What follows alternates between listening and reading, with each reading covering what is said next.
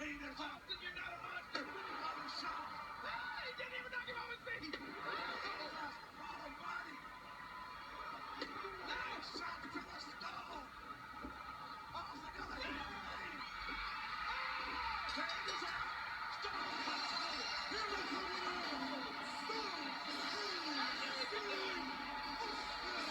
Stone Cold is going to WrestleMania.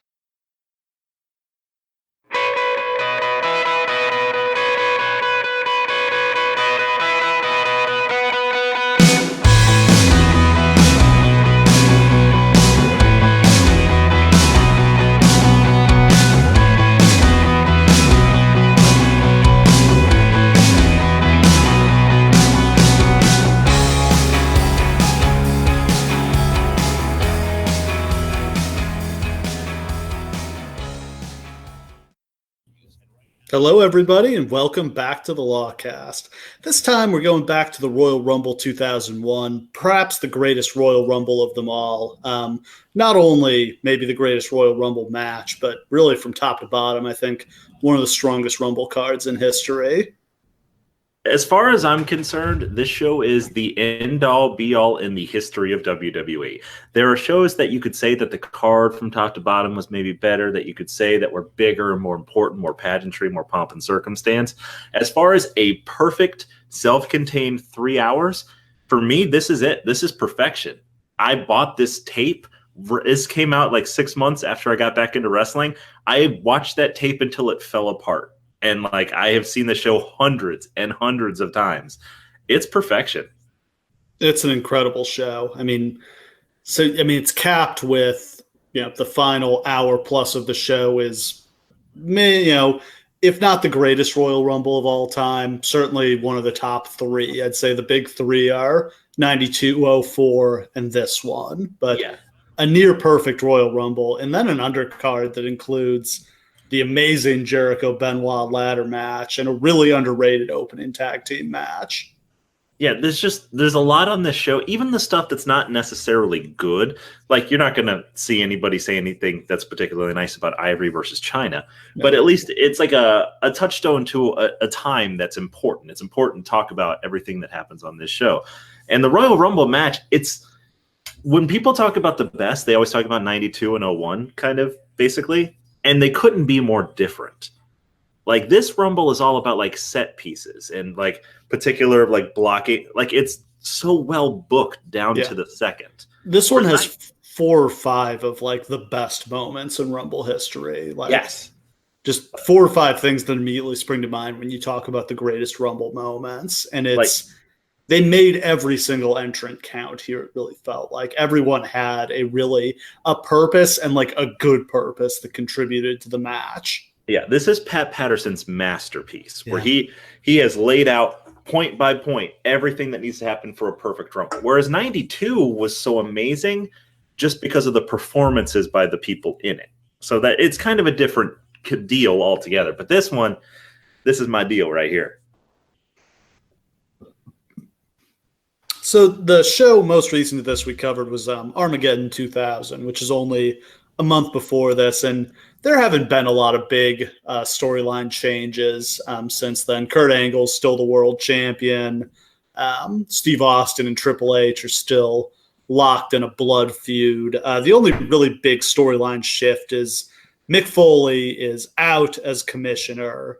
Vince McMahon is back in storyline control of the company. The storyline is that Linda McMahon had a nervous breakdown after being berated in a really kind of ugly, hard to watch promo from Vince, where you remember this, right? Uh-huh.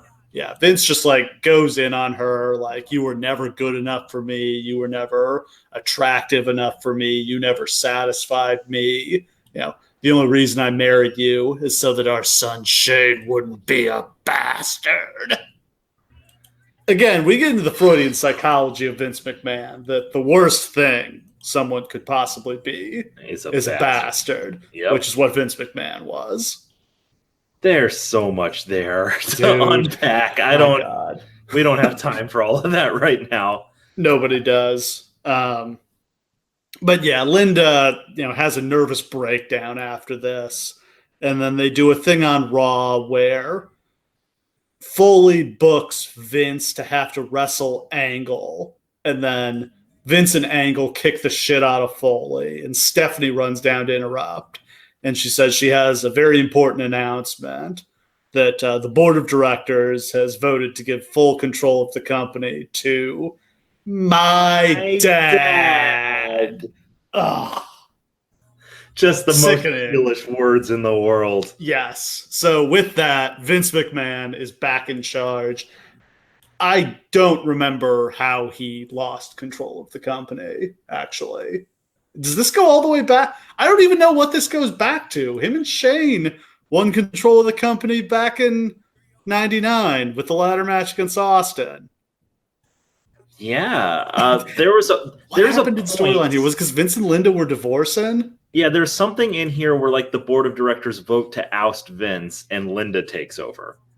The last time we had seen Vince before this was when he left to be the genetic jackhammer. Yeah. But I guess he hadn't really been in charge in the few months before that. Linda was in charge because she kept this what this goes all the way back to, I think, is the first blood match with Austin and Undertaker. Oh, I think you're right. Austin brought Vince back, but I don't think that meant Vince was in charge.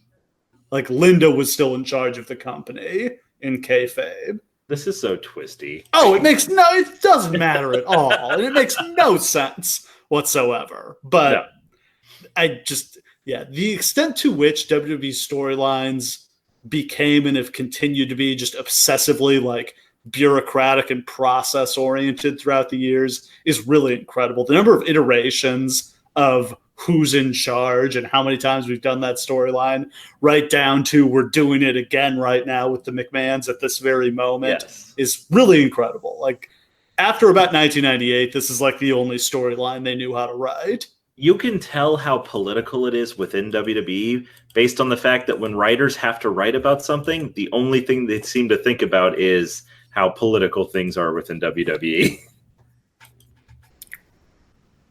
So Vince is back in charge. He fires Mick Foley. That is meant to set up Vince versus Mick for WrestleMania, but Mick ends up not wanting to do the match. He didn't want to go back on his retirement stipulation this early, and I think he was right too. And I think Vince versus Shane ended up being a much better match than Vince versus Foley would have been, but also a better storyline. Yeah, I mean, there's a reason why Shane versus Vince is like memorable through history, and him stealing Rob Van Dam's Van Terminator and stealing it for the rest of his career. What an amazing moment. Yes. So like that's obviously something that needed to happen. So that was a good change. Vince then begins a storyline affair with Trish Stratus. And I don't know. I remember loving this storyline at the time because it was just like, this hadn't happened before. Of all the sleazy things Vince had done, like, he'd never been portrayed as cheating on Linda. Yeah. Now, he proceeded to do this over and over for the next 5 years, and it got to be absolutely terrible. But this storyline is red hot. Here's the problem. This is Trish really coming into her own as a performer. There are elements of this storyline which are great. It's great storytelling. This is a natural evolution for the Vince McMahon character, is to have his fucking machismo get taken advantage of by a woman who insinuates herself into the family, like the classic stepmom story, right? And it should have resulted in a lot more of Shane and Steph versus Vince and Trish or something like that. Like, this could have continued on. Instead, I don't know what's going on with the writing team at this point, but this is easily, and I'm including like the Diva Search years, this is the most misogynistic year in WWE history. Just what they do, not only with Trish, where they go to lengths to humiliate her during the course of the storyline, which are still one of the greatest black marks in the history of this company. Yeah, we have the truly horrific moment where Vince makes her bark like a dog and take her clothes off, which WWE desperately tried to scrub that from the internet during Linda's Senate campaigns. He did that ended up being used from against the her. audience. That's what's really terrible. Is like, yeah, the entire audience is actually cheering that as it's going on. But not only that, but this is the year where they murder the women's division. Like the women's division isn't really that much of a thing during this period, but they just have Chyna squash everybody in it and then she leaves. So there's no more women's wrestling at all for like the remainder of the year after that. Like women's wrestling dies a death this year. Okay. In WWE. The Chyna thing could have gone somewhere great. The problem is they forced Chyna out because it's incredibly awkward for her and Triple H and Stephanie to have to work together after she finds out that Trips is banging Steph. And that's understandable. And I'm not necessarily blaming them for that, but just women like get thrown to the wayside in 2001. Yeah. And that's after 2000, they were in constant mixed tags, and Trish and Lita were mixing it up. And like it really seemed like women were getting important in the company. And that just completely gets thrown in the garbage this year. Yeah, it's a total collapse for the women's division. Trish does get the women's belt at the end of 2001, and it's a pretty great moment, but the belt's literally been vacant like since Chyna left at that point, and they hadn't even thought about putting it on anyone to that point. Yeah, it'll be 2 years before Trish manages to resuscitate women's wrestling in WWE into something they actually want to put on shows. Yeah, so the Vince-Trish affair naturally brings her into conflict with Stephanie. Again, this makes Stephanie a babyface, but it's really not the right time for her to be a face. Because nobody else she's around is a face at all. And nothing she's doing is face-ish except for feuding with Trish. Yeah. A lot of odd face heel roles on this show. We'll get to this with the title match tonight is Kurt versus Triple H. Maybe got to be the highest profile heel versus heel match in WWF history. I really think that it is. I mean, I can only name a couple that happened on pay-per-view off the top of my head. And like the next biggest one is that Shawn Michaels Rick Martel match from SummerSlam. Right. So here we've got a world title match, and they're both straight up heels. It's a very unusual booking move, but when you think about it, there weren't a lot of other options for Kurt to face here, unless you're going to take a huge star out of the Rumble. You could put the belt on Rock here, but then you don't have Rock in the Rumble. Right. And the important thing is to have Triple H and Austin continue their deal. Like, that's the story here. Kurt being there really doesn't matter at all. No. Well, and the world title match at the Rumble is very frequently a throwaway. Yeah. I mean, I wouldn't mind at all at this point if they just didn't have world title matches at the Rumble and threw all the stars into the Rumble. If it were me, and that like I would have the champs like sitting at ringside or doing commentary or something. Brock on commentary sounds like fun. Yeah. Hey, do I want to face that guy? Whoops, he got thrown out. What a loser. Ha ha ha. Actually, the interactions between Brock Lesnar and Daniel Bryan on commentary would be amazing. Yeah. But just like to reinforce the fact that it's for the title and these are the champs and you're going for them. Like you get the night off because you're already on top, man. Yeah. I mean, at this point, the Rumble is always really the selling point of the Royal Rumble. Yes.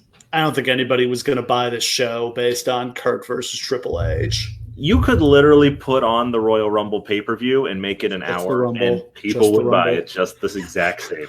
I feel like we keep coming back to wrestling pay-per-views should be shorter than they are. Yes. They should just be one match, like boxing. Yeah, one match, small undercard, go for it. Sure. Like, we don't need 3 or, God forbid, 4, 5, 6 hour pay-per-views. Give your top stars a break. They wrestle every 3 months. Fantastic. Go for it. Yeah, so the world title match, Kurt Angle defends his title against Triple H.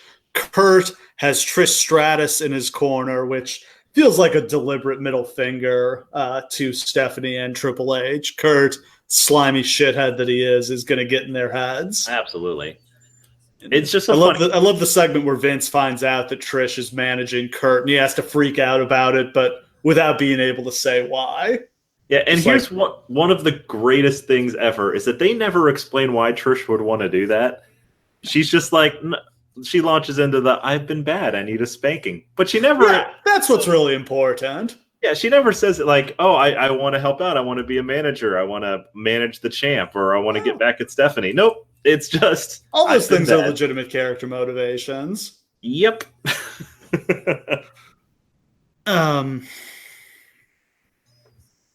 So yeah, on the January 8th episode of Raw, the main event was Austin challenging Angle for the title. Austin had the match won, stunned Angle, covered him. Triple H pulled him out of the ring, beat the shit out of him with a pipe, busted him open, left him laying on the announce table. And then as he's posing over Austin, this is the first time we hear The Game as his theme music. Oh, really? Yep, very first time. Epic debut for it. Such great timing. Yeah. And this would be his entrance theme up to the present day. I'll always kind of prefer My Time, but I understand Triple H loves Motorhead. Oh my God. The Game is arguably one of the best made themes. Like, you can't get cooler than that, to be perfectly honest. Oh, yeah, and the whole entrance package is incredible. You could certainly make an argument that it's the best entrance of all time. Like, just in terms of like an everyday entrance, like it's hard to top, right? Taker's probably the only one with a better one. I can't remember which old timer said that, like, when he would come out like that, like, yeah, it's a hell of an entrance, kid, for a baby face. What the hell is the top heel doing with it? Oh, it's the most babyface entrance ever. Of course it is. Which is ironic since Triple H is a really shitty babyface. The worst. A paradox. We're going to really get into the weird paradoxes of this Triple H Angle match. It really gets to the core of American professional wrestling and what is a heel and what is a babyface and whether those are relevant terms and whether they're important. Yeehaw, we're going to get deep. Pretty good star power in the Rumble this year. You've got Austin, Rock, Undertaker, and Kane. Could have been bigger if you have Triple H in there too, but they wanted a decent title match. I mean, in my mind, the Rumble is all about the stars. How many big stars do you have in the Rumble?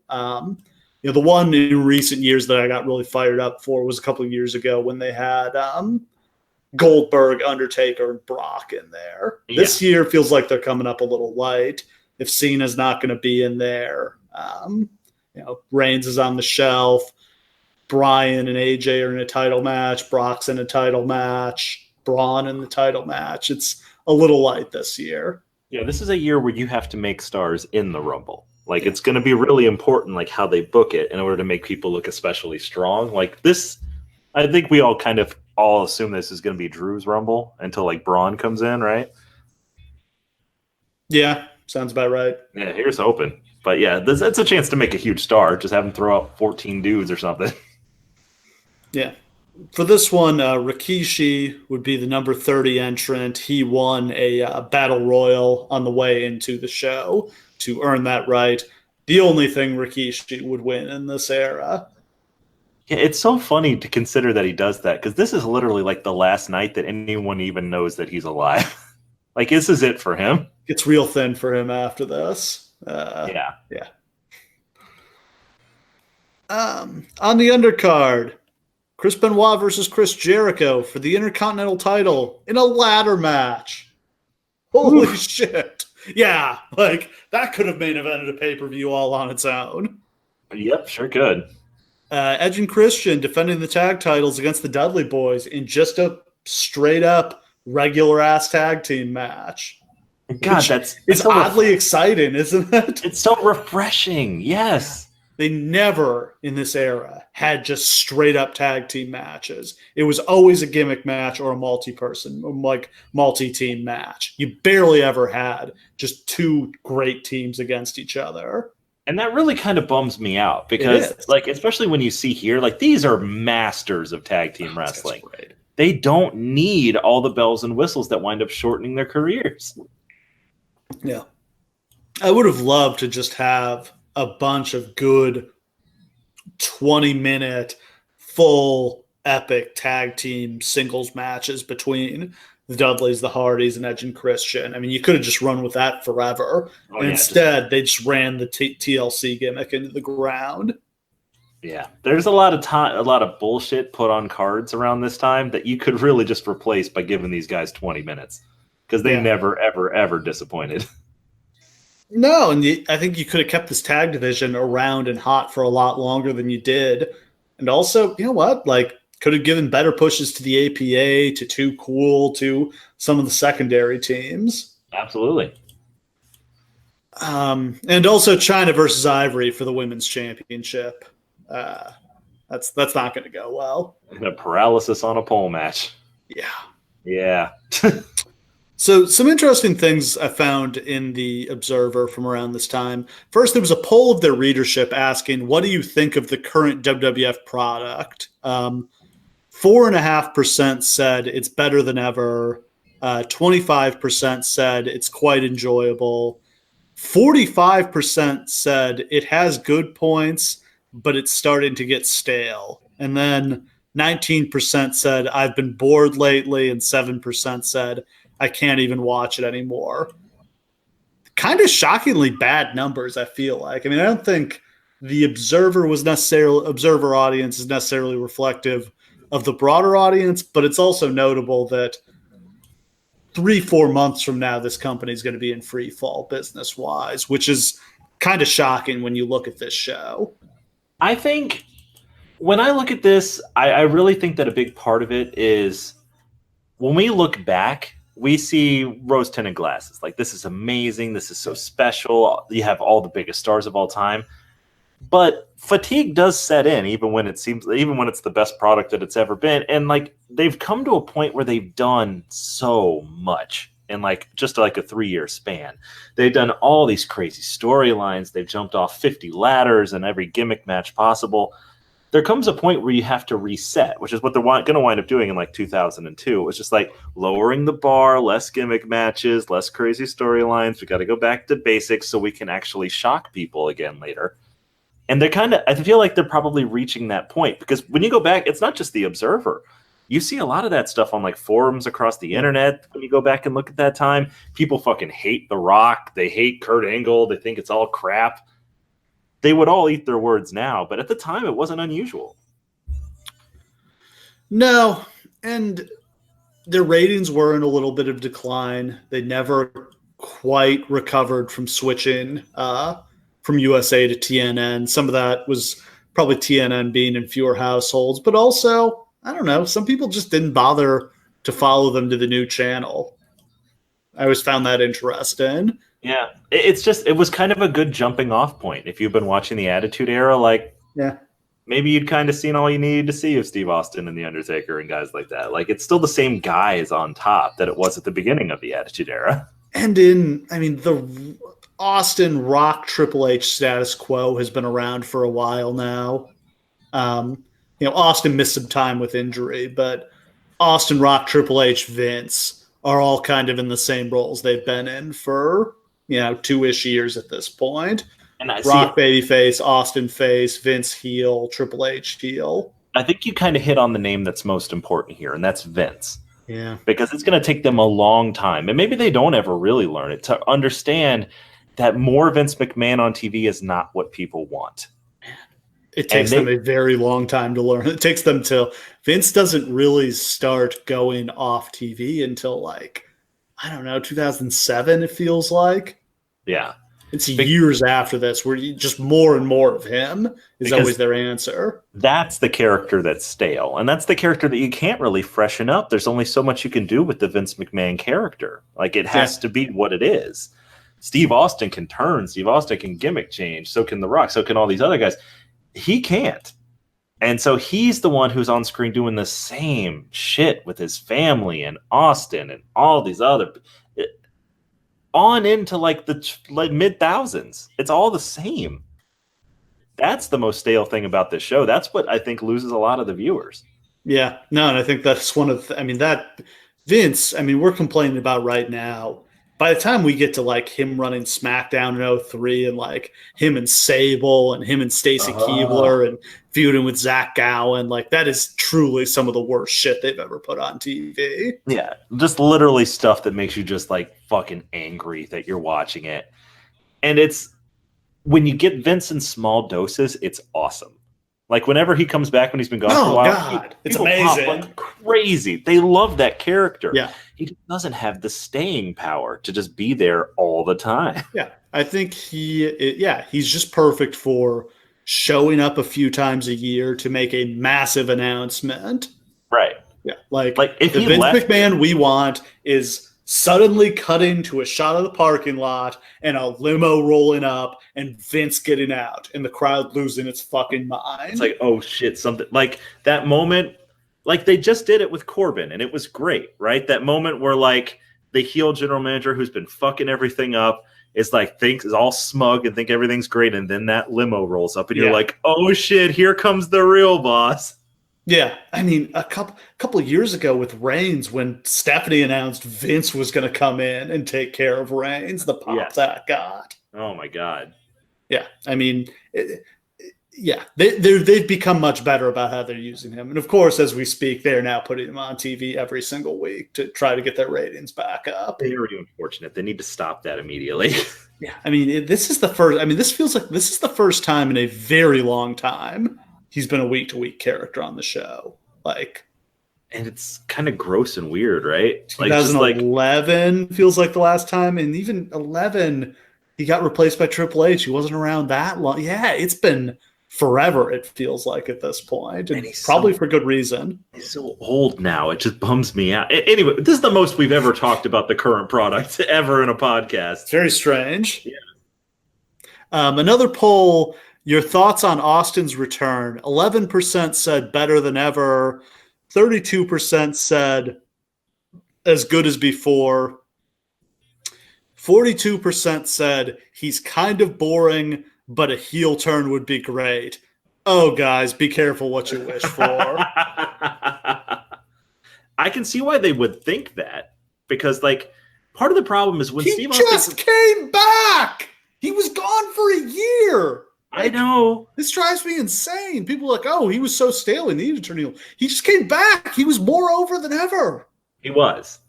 I don't Especially really know. After this night. I don't know where the character's going. Like, if they don't turn him heel after Mania, I don't know where this character goes, because they've made him so vicious and unlikable. Like, he has, like, no like, any, like, likable ties that he had beforehand to, like, other members of the roster, that's all burnt away. That's gone. Like, he has literally murdered half the roster to get to the title. That is true. He probably needs a new friend, doesn't he? I honestly don't disagree with the idea of a heel turn. It just didn't wind up being the right idea. It wasn't the right time. Right. It was not the right time. And, like, obviously the place that trying to do it in the Houston Astrodome at WrestleMania was truly insane, because he was a god on that night. Yeah, it just a lot of stupid decisions were made along that path. I don't disagree with it, and he probably could have just kept doing the same shit and getting heel reactions, but no, they fucked it up.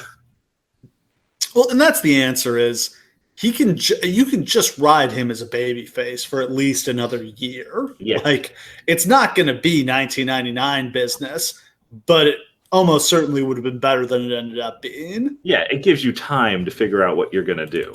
And we haven't even touched on, like, they turned him heel when they were about to have WCW invade. So now their top guy is a heel when they have a heel faction invading the show. Yeah, it's hard. I know that we're not to the invasion yet. That's way down the path. But it's hard not to talk about this period in WWE history without referencing that being on the horizon, because they're playing a lot of their hand out right now with confidence. Like, they think that this is going to last forever. And why wouldn't they think that? They have so many stars. They're bulletproof. But 6 months from now, almost all of these guys are gone.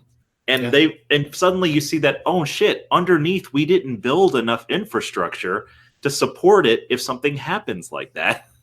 Yeah, within a couple months, Austin is a heel and not able to draw anymore. Triple H has blown his quad and is on the shelf for a year, and Rock is off making movies. So at that point, and then they're trying to push Benoit into the main event, and he breaks his neck. So then they're down to Austin, Jericho, Angle, Undertaker, Kane. Yeah. It's not the greatest place to be. It's rough, man. It's Undertaker and Kane are pretty damn stale at that point. And if Kurt Angle doesn't find that vicious part of himself at No Way Out this year, he's not even in this conversation. He goes the way of Jack Swagger. They completely fuck up Angle. I mean, we talked about that being kind of the tragedy of the end of the invasion, the way they fucked Angle. Yeah. Because he's a star by the end of he's a star before they do that stupid heel turn with him. Absolutely.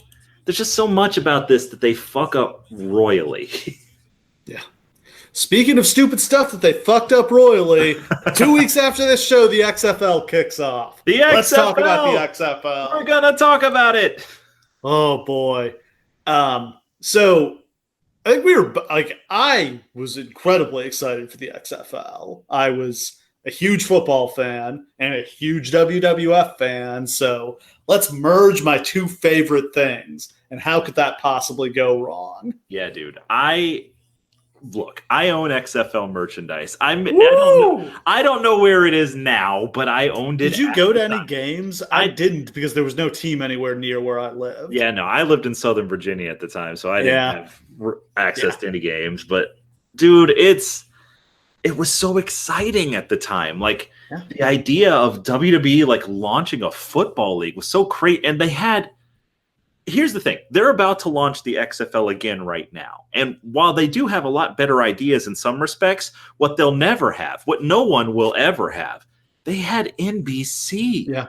They had all the NBC affiliates. They had the power of one of the three prime time NBC network TV every Saturday. They literally had the means to compete with the NFL on a broadcasting like platform. No one will ever have that again. Not even fucking close. Yeah. Was NBC co-owned the league? Yeah. Like, that's how invested they were. Yeah. Yeah. Vince McMahon at this point. Yeah. The idea of Vince McMahon at this point was like, this guy is the god. He's the one who knows how to get teenagers to watch TV. Yeah. Like, how valuable that was. And like, this was I felt like this was a good time to go after the NFL. The NFL was not in its strongest spot at that point. Like, the early thousands were not a great time for the NFL. The stars of the 90s, Barry Sanders, Troy Aikman, Emmitt Smith, like a lot of your big stars from the 90s have moved on. Your dynasties of the 90s are broken up. No one knows how to manage the salary cap at that point. So like teams are constantly imploding and losing all their good players at the same time. So you get like a bunch of weird Super Bowls in there that, you have the Rams and the Titans and the Giants and the Ravens, like just like random teams are jumping up. Like there's points there in the late 90s where more people are watching wrestling on cable than are watching football on network TV on ABC. On Monday nights. It's easy to see why they thought it was vulnerable, because to some degree it probably was. And like other football leagues had some degree of success. The USFL, had they not gone completely bankrupt. The USFL was awesome. I love the USFL. Yeah, they provided a viable alternative. Every couple of years, somebody buys like the USFL intellectual property, and I always get excited when it happens. I remember the last time it happened, and I got so fucking hyped up for nothing. Yeah.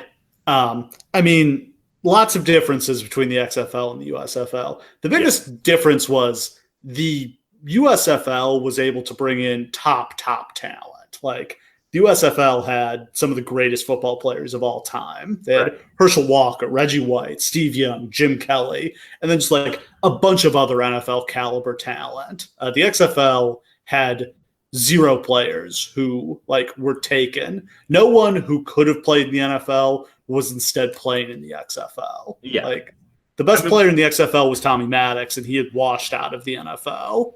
I feel pretty certain that you and I could sit down and do an entire podcast about how to properly build a viable alternative to the NFL, and like how to build a talent pipeline for the NCAA or from high schools directly to all of that kind of stuff. We don't need to go all the way down that pipeline here. The point is that they failed, and a lot of it was because of arrogance. Like Vince seemed to go into this thinking, my job is to make this attitude NFL. And like that was the failure. All the weird attempts at wrestling storylines and like feuds between announcers and coaches and the cheerleader cams in the locker room watching them get dressed and just stupid wrestling carny nonsense. is really what ruined it. Because people tuned in, saw that, and said, this is not something we can take seriously. And then to top it off, the games were unwatchable garbage. Complete shit. Garbage. So here's the thing. People claim they want old school, defensive, gridiron, 3 yards in a cloud of dust football. They are fucking lying. Yes. It is bullshit.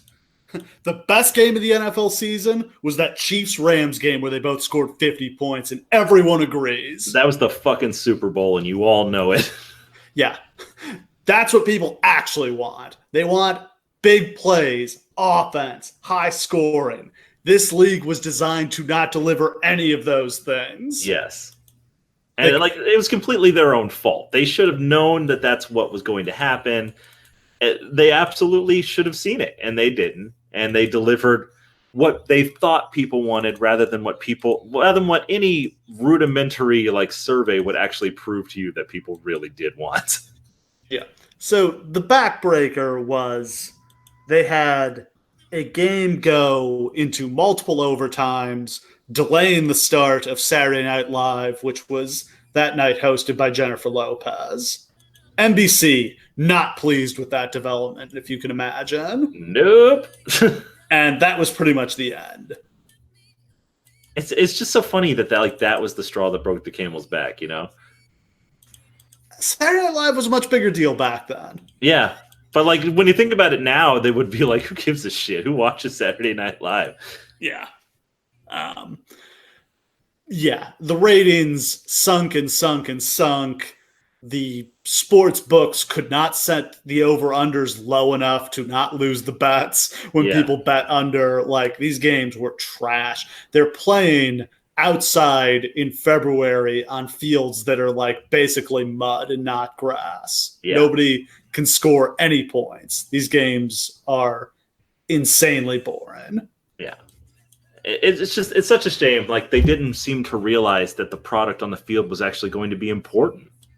Yeah. And that's one of the biggest mistakes they made was they tried to throw this together. These teams only practiced together for a few weeks before the season started. They had no time to, they needed months and months of practice to play a watchable, reasonable, decent game of football. And they just didn't have the time to do it. And they got real professional head coaches from the NFL, but they didn't have any assistants or anything like that. So they were just trying to do it. It was so ham-handed. It was clearly done by people who did not understand what it took to make a football team successful. It was ironically kind of like the Vince Russo policy of how to book wrestling, where the games aren't important. It's all about the angles between the games. Exactly. And that's how they lost $60 million. And while this is a huge failure and everybody touches on it, it's not often enough commented upon what a huge difference that much money made at this point. Because it really, really matters. It shapes the future of the company. Suddenly, they're not as financially viable as they were before. Suddenly, the future is not as certain.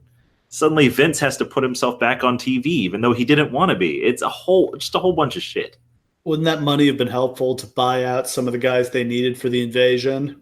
That is the immortal question, because they claim that they didn't care and weren't going to buy them out. But I promise you, if they had $60 million sitting in the bank, they could have afforded Goldberg, you know? Yeah. And just the amount of distraction this month.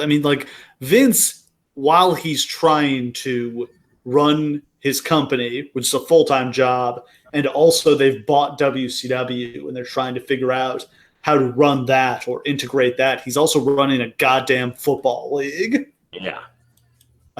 It's too much, even for Vince McMahon. His work suffered from that. And that's the fascinating thing about the XFL that they're launching now, is that ostensibly the way they're presenting it is if Vince is going to leave the WWE and run the football league, which is something I'll believe when I fucking see it. I don't know that there's ever actually going to be games. I feel like this is a con, and I haven't quite figured out what it is yet. I think it's designed to sell to Dick Ebersol's league. I think they're going to combine them. I think that actually makes sense. I think it would just, Dick Ebersol's going to run a league? Fuck Dick Ebersol. We have beef. I'm opening a league. Well, that's what's amazing is it was only a year ago they did that XFL documentary and they seemed like best friends. Yeah, but it's Vince. Yeah, exactly. All right, so that's our XFL detour. We're back to wrestling now. It's the Royal Rumble 2001, Sunday, January 21st, 2001, at the New Orleans Arena, New Orleans, Louisiana. Sellout crowd of over 17,000 in attendance. The pay-per-view does a massive 625,000 buys, somehow up from the enormous 590,000 they did the year before that, which is, again, how hot this company is. The year before, they were at the Garden. They had Triple H and Cactus Jack in a street fight in addition to the Royal Rumble, and they still outdrew it here. And this is one of those things where, like, when problems are hiding in the numbers, like, despite the fact that there are problems lying underneath that are going to lead to the downfall later on, the numbers are so fucking high. Who's looking for problems? Yeah, it's like a $10 million company gross. Jesus. On commentary, the venerable team of Jim Ross and Jerry the King Lawler, pretty much their typical commentary performances tonight, kind of with the exception of the China Ivory match was a little different and interesting, as we'll get to. Yep. Opening package is pretty epic as it goes through all the competitors and talks about their WrestleMania dreams. But I still want my Vince McMahon going through all of the competitors in the Royal Rumble package. Repo Man! Steve Blackman! The Big Red Machine! Kane! Paul Buchanan! Do you know if the music they use on as the background on the show is the original music, or did they have like a whole theme? Doesn't it sound? It sounds dubbed, doesn't it? It doesn't sound like a. But it's like the one good music dub they've ever done, where it just sounds like apocalyptic and scary. Like, I love this music. I love it. Yeah, I love the classic Rumble theme, but like it wouldn't have worked in this era. No, not at all. I think you could probably bring it back today and it would work. I'm sure the original one was like Trust Company or Limp Bizkit or one of the fucking bands that they always used at this point. Yeah. 1-800-COLLECT is the sponsor tonight. I don't know why I mentioned that beyond. It's just a slice of the time. It's like so fucking great. That and like M&M's, I swear, sponsored like every pay-per-view in this era. Infinity marketing budget. Yeah. Wrestling fans like candy, and they're too broke to pay for their own phone calls. Oh, man. Ross and Lawler welcome us to the show, and then we kick it to our opening match as Edge and Christian defend the WWF Tag Team titles against the Dudley Boys. As we remember, Edge and Christian won the belts from the Dudleys in a fatal four-way match at Armageddon last month. The story here is that both Dudleys took concertos on Raw, so they are both coming in recovering from concussions. And to boot, Bubba got powerbombed through a table on SmackDown. Jerry Lawler thinks that concussions are the funniest thing in the world. He makes fun of multiple people on this show for having debilitating injuries. That was really kind of the running theme of the show, is everybody has concussions, and that's hilarious. I don't even know what to make of it. Like, literally, it's a storyline that the Dudley Boys have serious, repeated concussions. LOL, get in the ring, go for it. What heroes? Yeah, like they're selling in this match is both of them hit a move and then they grab their head in pain. Which is how concussions work, right? Yeah. Well, headaches can be a symptom of post-concussion syndrome. There you go. I just... Yeah. Edge and Christian take over with shots to Devon's head. Devon manages to catapult Edge into Christian, and then a double clothesline puts down both guys. Devon makes the tag, but the referee doesn't see it. Edge and Christian bring chairs into the ring while the referee is busy holding Bubba out of the ring. They miss the concerto and go down. That allows Devon to make the hot tag to Bubba. Bubba comes in hot with a Bubba bomb on Christian. Then a scoop slam on Christian, and the was up headbutt, another real slice of the times. Yep. Oh, yeah. Although even by this point, I feel like... Yeah, it was dated almost immediately. It was dated before they even started doing it. Yeah, I don't even remember when that commercial debuted. It was a Super Bowl commercial. Yeah. One of these years, but I think it was the year before this. It was... Yeah, and they keep doing this for like another 50. They do it today, frankly. I think. Today it's nostalgia. Yeah, but like in 2007, it was pretty damn lame. When they were doing it in like New Japan matches against real wrestlers, it was like, all right, guys, come on. Bubba tells Devon to get the tables. They go for the 3D, but Edge breaks it up with a spear. Edge covers Bubba. When did Edge tag into this match? I don't think he did. Dude, this match gets real fuzzy here at the end as far as who the legal men are. It's just chaos. Yeah. The spear only gets two. Edge and Christian, they go for their own but it gets broken up.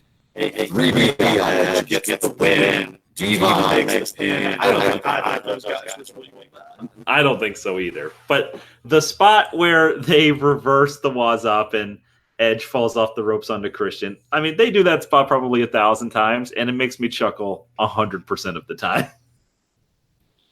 It's plain, but there was a period in wrestling right around this time where like good in-ring matches were not a priority in any major company. Not ECW, not WCW, not WWE. It just wasn't a priority at all. And it was kind of these Benoit and Jericho, insert Guerrero, insert Angle. Like this year and a little bit the previous year kind of reestablishes that great wrestling matches are an important thing in wrestling. You know what I mean? Just not like big schmozzy overbooked stuff, but just like in-ring action. Like the idea that we're going to get to in like 2003, them giving standing ovations to Benoit for his matches, like that's unthinkable at this point in wrestling history. When you go back and look at it, there just weren't matches like this where like two guys who really are fucking awesome at wrestling just go for 20 minutes, you know? Yeah, so this is a combination of great wrestling, but also just like car crash after car crash here. These guys do despicable things to each other in this match. This is a legendary match. Ugh. Like whenever you talk about Jericho, I think at least until like 2008, this was the best match of his career. I think it's pretty much universally accepted. It probably still is, unless you really love the Michaels ladder match is really good too. But like, it's hard to top the stuff. I mean, you should not try to top the stuff they do to each other in this match. It's funny how casually you have to take this match when, like, in this era, it's surrounded by TLC matches on all sides, right? Yeah. Like there's so much shit happening like this every week that it kind of removes how special this is. This should be an unbelievable, dangerous, incredible match that you remember forever. And unfortunately, due to the timing, it just isn't necessarily on that level, despite how great it's universally agreed to be. First big move, Jericho goes for a springboard drop kick, but Benoit ducks and Jericho crashes and burns out to the floor. Benoit throws Jericho into the steps and brings a ladder into the ring. He climbs up, but Jericho drags him down. Jericho hits Benoit in the face with the ladder, then hits him in the ribs. Jericho sets the ladder on the top rope. Benoit reverses a whip, and Jericho goes face first into the ladder. And then we get the most famous spot in this match, one of the most horrific spots I've ever seen in wrestling, as Benoit goes for a suicide dive, and Jericho hits him with just an apocalyptic chair shot to the head. It sounds like a shotgun going off. God, I mean, I've seen this match I don't know how many times. I was watching it alone in my apartment, and like that spot made me like sit up and scream, "Oh fuck," at the top of my lungs. This is a kind of chair shot that you will literally never see again in the wrestling business. No, and thank God. Yeah. So like seeing it here has like a uniqueness to it. It's just like, oh my God. This is a show where Kane's going to take 3 unprotected chair shots in the face. And even then, this stands out completely. There's nothing like this. Even at the time when people were taking unprotected headshots all day.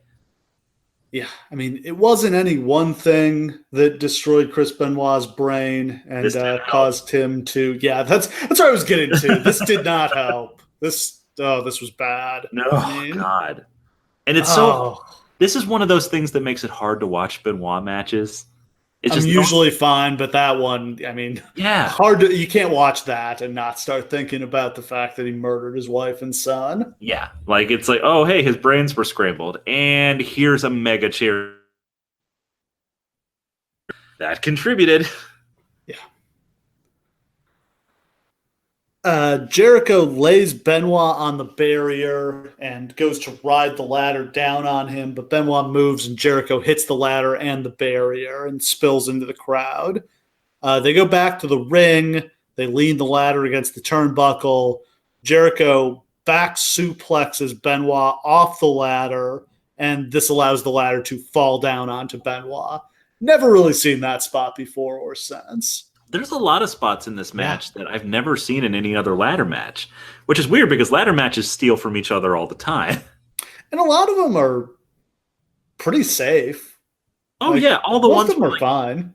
The ones where like people are just hitting Jericho in the face with the ladder, but he's bumping at the last second. Like, he does that like 5 times, and it looks great every time. It's totally safe. Then it's Benoit who gets thrown headfirst into the ladder, and then a sick teeter-totter spot that knocks Benoit out. Yes. I'm sure he got his hands up, but like it just sounded like he got drilled. Yeah. Jericho throws the ladder to Benoit and then missile drop kicks him. Jericho starts to climb, and this is where it becomes apparent that the belt is hung really, really high up there. Like, way higher than they hang it today. I wonder why they did it that way. I don't know. But as he's climbing this, it's just like he obviously can't reach this belt with that ladder. Like, not going to happen. Right. Benoit suplexes Jericho off the ladder and drops him to the floor. Benoit climbs. Jericho gets back in the ring. He trips Benoit. And then we get the amazing Walls of Jericho on the ladder spot. This is one of the most dangerous, like, and I don't mean dangerous in terms of their health, but I mean in terms of how easy is it to fuck up this spot. Oh, God, yeah. You are literally bending over the ladder. You got to grab Jericho's legs without looking, because you can't see him. You're looking the other direction. As Jericho, you got to pull back, but not too hard that you knock them both each other over on this rickety-ass ladder, and they do it perfectly. Perfectly. And the crowd... Ridiculous. Yeah, crowd goes crazy, as they should. This is like one of the most incredible spots in wrestling history, and it's totally forgotten. Has Jericho did he do this? I think maybe he did this to Kofi Kingston. Yeah, he's done this other times, like once or twice. I think maybe he did it to Michaels in their one, didn't he? I can't remember. It's been a while since I've seen that match. But I feel like it became like a Jericho staple in ladder matches. What a cool spot. Yeah, it's unbelievable. Can you do this with like any other submission hold is the thing? No, not really. I don't think you can. Yeah. Looks like Jericho's got the match won, but Benoit kicks the ladder over and Jericho crashes and burns. Jericho jumps off the ladder at Benoit, but Benoit catches him out of the air with the crippler crossface. Jericho taps out, but obviously that's not going to end the match. Can't win by submission. Benoit releases the hold. Jericho recovers and flapjacks Benoit into the ladder. Jericho then sets the ladder up against Benoit in the corner. They both climb it. Jericho tries to superplex him off the ladder, but Benoit blocks. He knocks Jericho off the ladder. He goes for a diving headbutt from the very top of the ladder and misses. Just, God, what a match. And like literally watching Benoit at the top of that ladder is it's like shaking back and forth. You're just like, no, he's not actually going to do this. I'm not sure that everybody understood. Like, not everybody has like done backyard wrestling or done stupid shit or maybe even climbed to the top of a tall ladder. But once you get up there to the narrow bars, it's so hard to keep your balance. Yeah. Because the thing's like shaking back and forth. And that's on ground. That's not on canvas that moves around by design. Like, he's up there and the ladder is moving underneath of him. And his job is to stand up there and actually stand and then fall off without kicking the ladder backwards. It's a near impossible thing to do. And it's not like they practice this shit.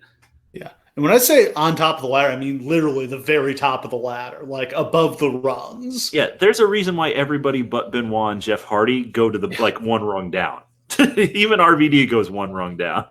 Yeah, somehow Jeff Hardy can do it without his legs shaking. Benoit couldn't quite do that. But Jeff Hardy climbs 50-foot ladders to the top, and it doesn't move an inch. He's just weirdly, I don't even know.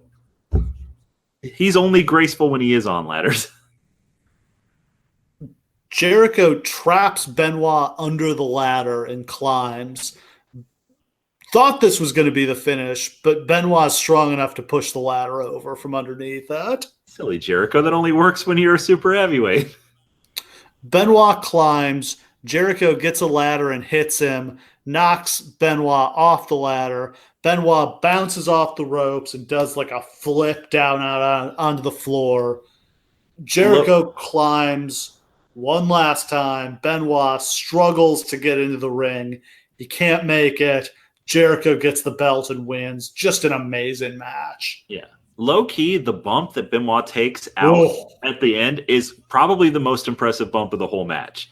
Like, you wouldn't really think about it, but like, he falls off of a 15-foot ladder, grabs the ropes, uses it to spin, seamlessly rolls himself out onto the floor.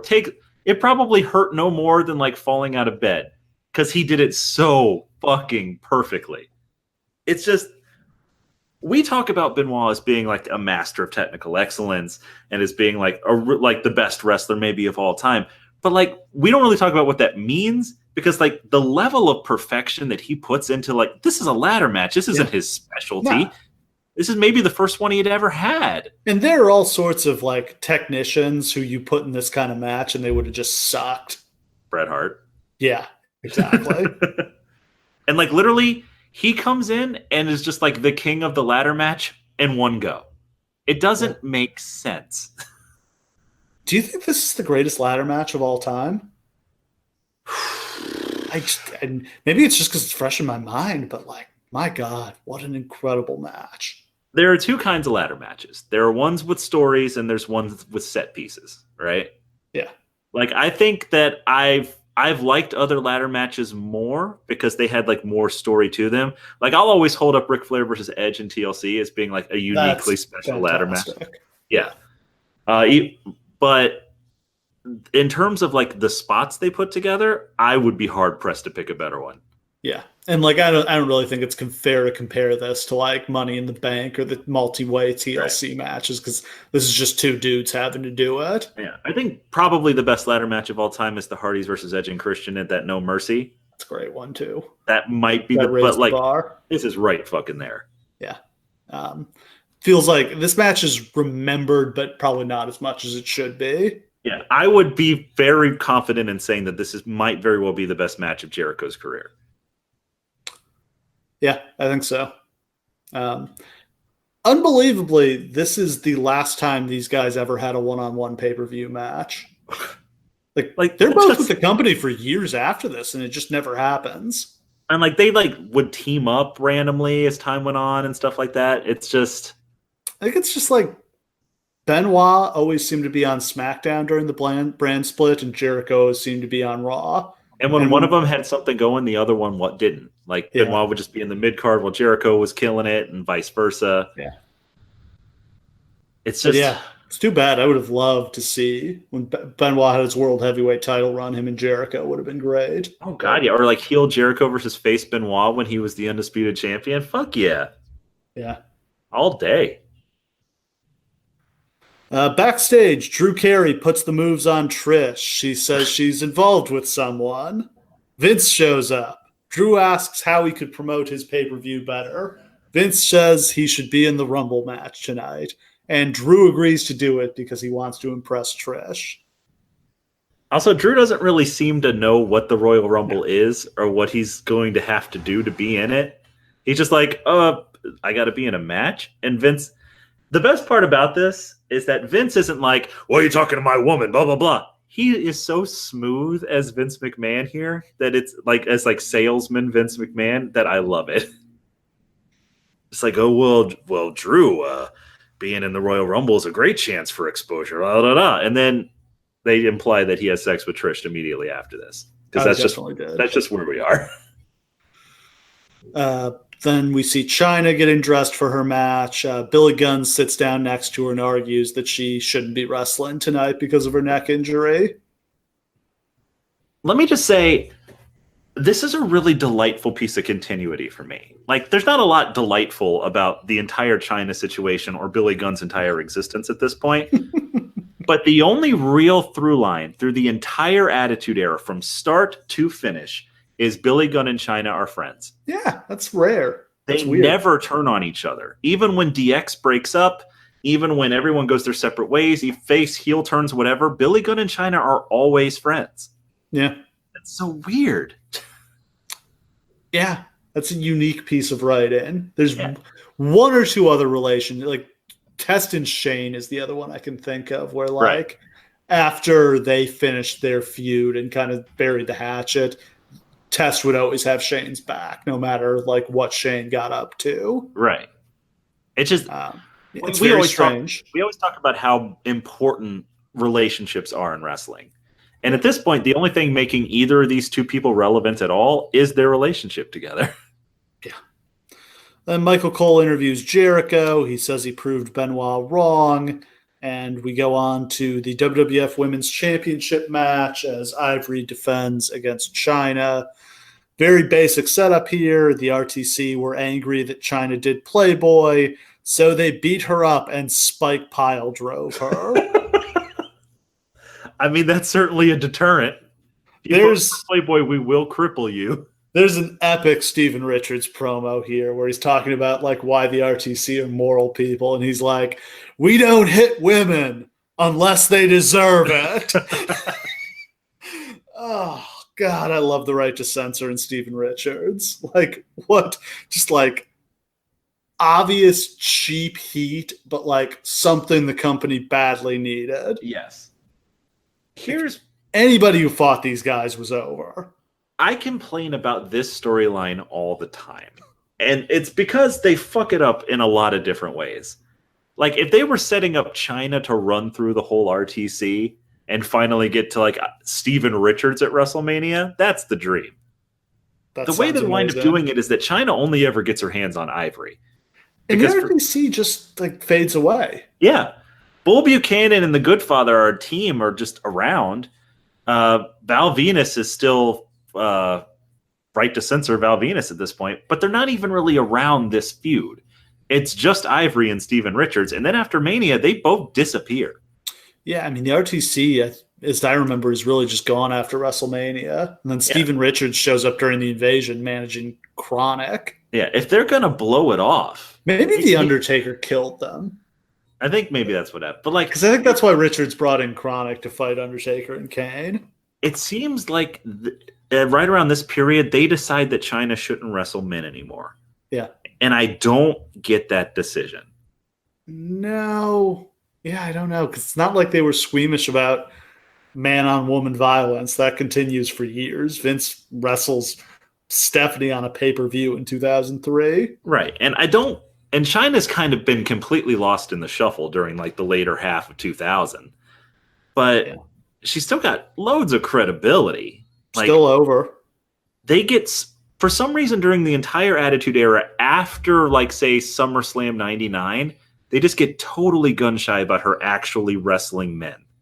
And I don't know why that is. I don't know if it was just that Vince Russo was the person advocating for her to beat men. It's probably, and then when he left, it stopped. I don't know.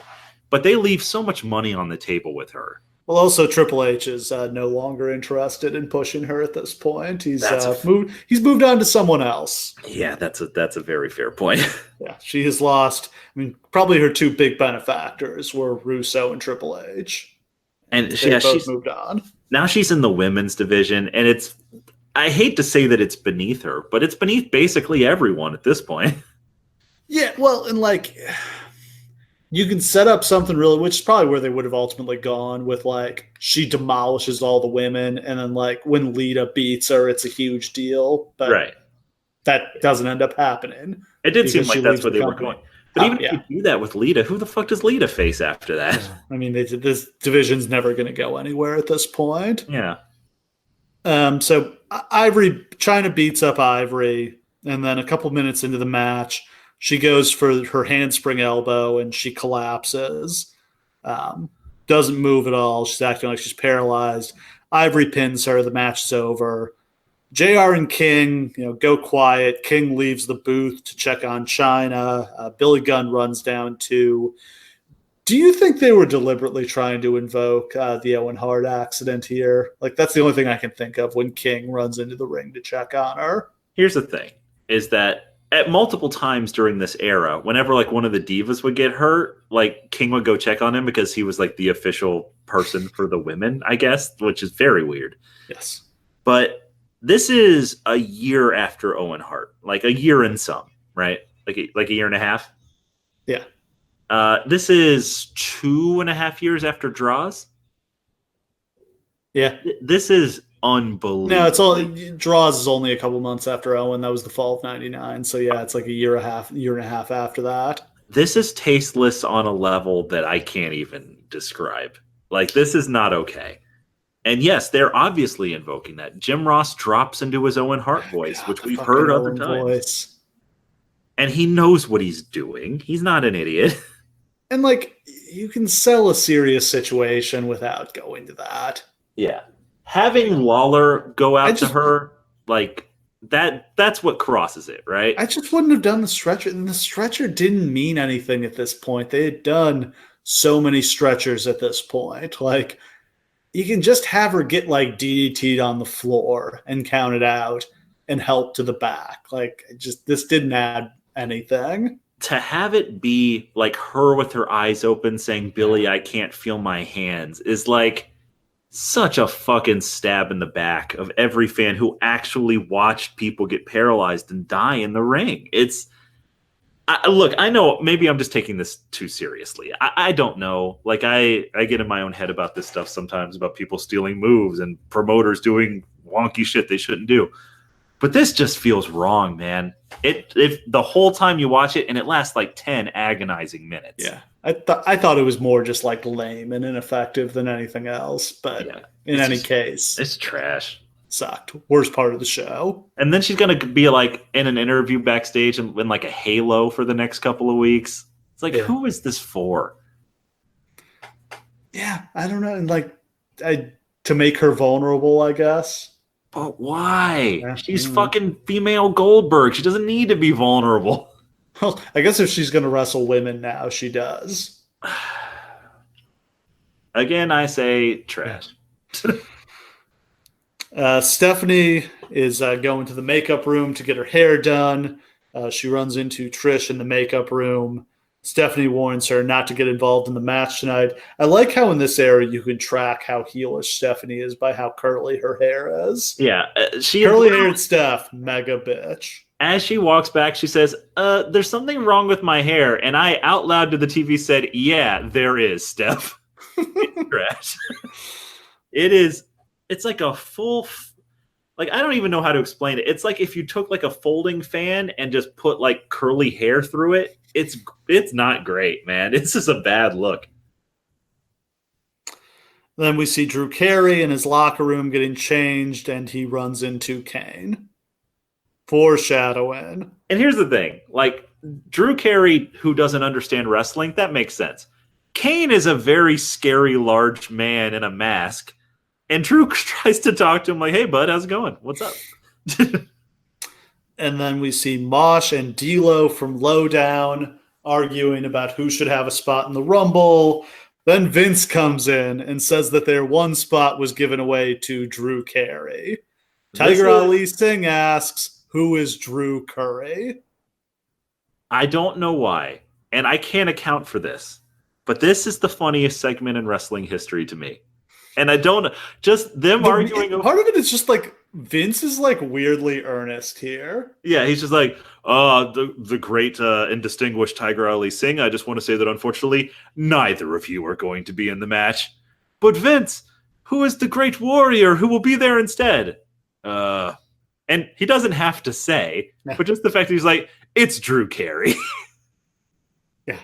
It just This cracks me it's up. a very strange use of Vince. This feels like it would normally be one of the Stooges. Like this is like Vince at his most evil, and for some reason he's going to like very nicely like let low down gently. Usually when Vince is involved in a comedy segment, it's so far over the top and gross that it's not funny. Yeah. Or like Vince wants you to know he's in on it, so he's like big time winking at the camera. This is one of the few times where Vince is just actually funny. And then we get a quick shot of Triple H firing himself up for his match, and then a shot of Angle walking towards the ring.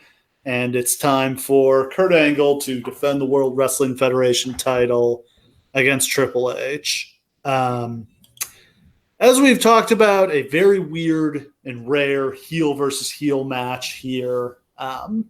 Just kind of interesting. You kind of throw him in there, and you're like, who's the crowd going to cheer? You would think Triple H because he's more established, but man, Triple H is a bastard at this point. Like, but they don't really cheer Kurt either. They're not. Can't cheer either of these guys. They're both assholes. The fans are not interested in this match. They're just not. They're only into Steph and Trish. Yeah, they sit on their hands until Steph and Trish start brawling, and then they go nuts. Wild for that. Yeah. Yeah, foreshadowing how hot that match will be the next month at No Way Out. But women are stupid. Let's not put them in matches. Nobody cares. Weirdly, I feel like Steph is the only. I mean, Trish is a face to some extent because she's a very attractive woman, and like wrestling crowds will always cheer attractive women. But like Steph feels like she's the actual face here, which is odd because she's Stephanie McMahon. Yeah. And they're going to eventually come down on the side of Trish as the sympathetic one. But in order to get there, like they're going to realize like sometime during the next month that like, oh shit, there's no babyface in this. Well, we'll just have them humiliate Trish to get her some sympathy. And that is not the right decision. The first few minutes are pretty listless, and then Stephanie distracts the ref. That allows Triple H to hit Kurt in the knee with a chair. And then Triple H hits a knee breaker on Kurt onto the stairs. And we firmly establish that Triple H is working heel in this match as he gets heat on Kurt's knee for the next couple minutes, including busting out an Indian Deathlock. I'm about to say, anytime Trips does the Indian Deathlock, he's a heel. That's just shorthand. Jim Ross questions whether it should be called the Native American Deathlock. I didn't realize until we went back and started watching some of these shows that Jim Ross makes some tasteless ass jokes during this era. He does. He's settled in at this point. Yeah, he's loosened up. I don't know, man. I feel like deep down, like secretly, Jim Ross might actually be like a huge racist or something like that. And we only find it out after he dies, and we like find some like stuff that he wrote, some tapes of him and Cowboy Bill Watts on the road together. Yeah, like I hope that we never find that out, but I just have this nasty suspicion that stuff like that is out there. Like we said, the crowd only really gets going when Trish and Stephanie fight. Vince comes down the aisle to break it up, and then the match goes back to being kind of boring. Triple H hits Angle with a back suplex off the top rope, but he can't get the pin. Triple H goes for the pedigree and Angle blocks. Both guys are down. Angle hits his moonsault for a 2 count. Triple H goes to the top. Angle pops up. An arm drags him off the top. Referee is down, and Angle can't make the cover. Angle brings in the belt. He tries to hit Triple H with it, but it gets blocked. Triple H hits a pedigree. Still no referee to make the count. Austin shows up and attacks Triple H. Austin nails him with the title belt, throws the ref back in the ring, stuns Triple H. Angle covers Triple H and gets the pin. A very strange and interesting match. Not a great one or anything, but just like the fact of two heels fighting each other in a world title match on pay-per-view was interesting. Is this like the most egregious ref bump of all time? Where they this guy's down forever. And they bump him twice. Yeah. And like he's just down for ages. Like Austin has time to run in, beat up Triple H, be like, no, he's not beaten up enough. Go back in and beat him up some more. Yeah. Yeah, I don't know. I mean, really the point here was they advanced the Trish Stephanie issue and they poured even more heat onto this Austin Triple H feud. Yes. So in that sense, they got what they needed from it. It was a pretty flat match, but what does it really matter? Right. And then we get quick shots of Undertaker and Rikishi warming up. Then Kevin Kelly interviews The Rock. Great promo. Yeah. Just like, this is the period where like The Rock can really do no wrong on the microphone. Like, he's just so comfortable with it. And like, this is great.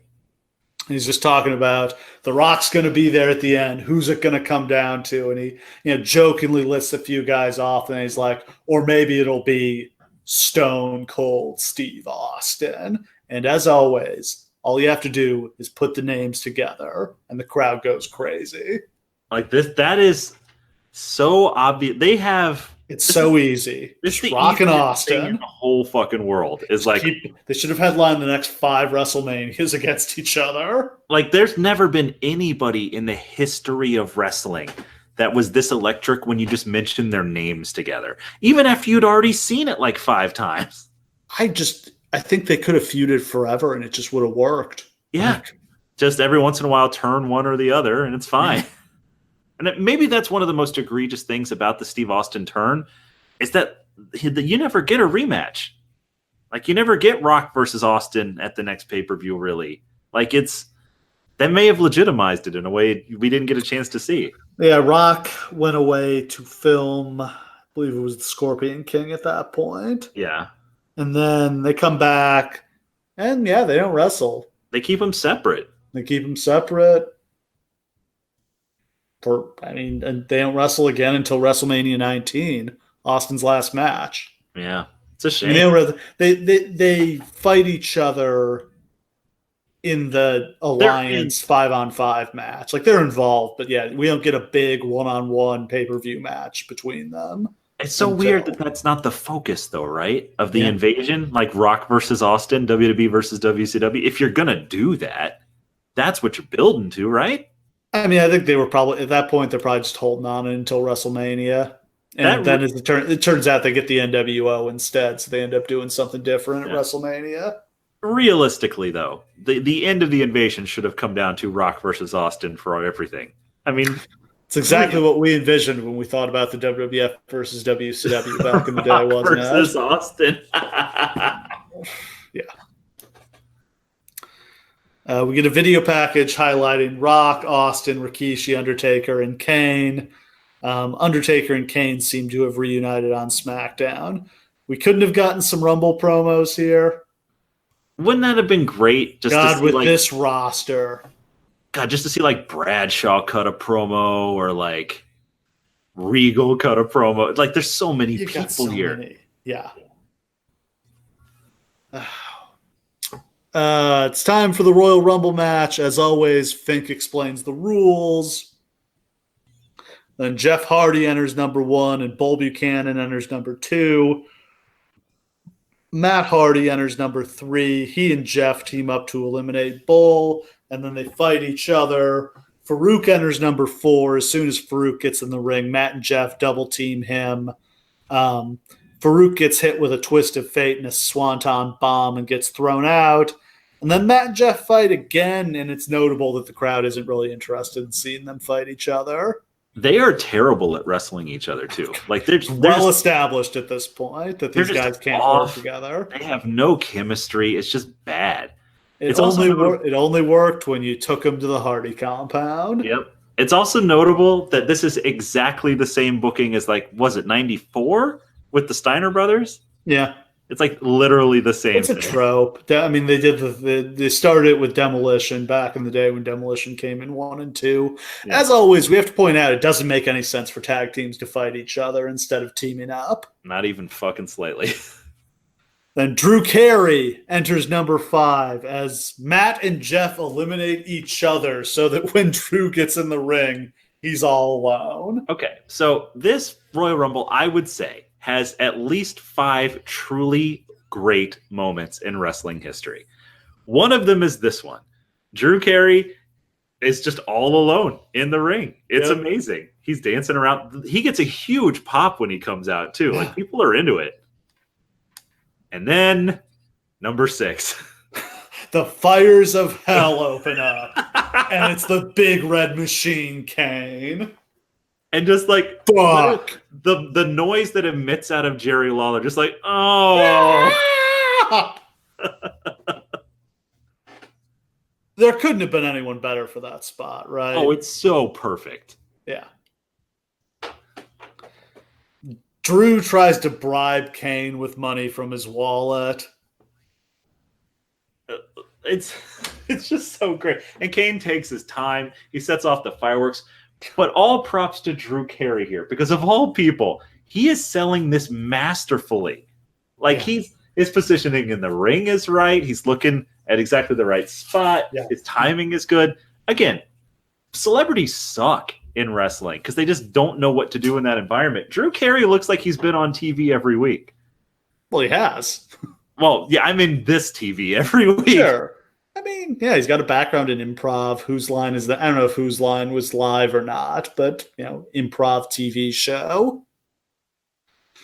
Kane goes to chokeslam Drew Carey. Raven enters number 7 and breaks up the chokeslam. That allows Carey to climb over the top rope and eliminate himself. All right, so Drew is gone. So that leaves Kane and Raven to fight each other. I should mention that Raven brings a bunch of weapons to the ring with him. I don't remember if he's actually the hardcore champion at this exact moment in time, but he's part of the hardcore division. The next few entrants are all guys from the hardcore division. Raven sprays Kane with a fire extinguisher, and then Al Snow shows up and attacks him. Then we get a weird deal where it turns out Al Snow is the next entrant, but he's tried to get into the match early to get after Raven, and the referees don't let him in until, the buzzer sounds, which is interesting. It's the only time I remember that happening. Yeah, I can't tell if it's because he's not supposed to be the next entrant, and they just let him in when it's time for somebody else to be in there or what, but they don't do the usual thing where they shift somebody late out, so I guess it's just he was impatient to get in there. Saturn shows up number 9. He works on Kane's legs with some pretty cool offense, some leg sweeps and that kind of thing. Yep.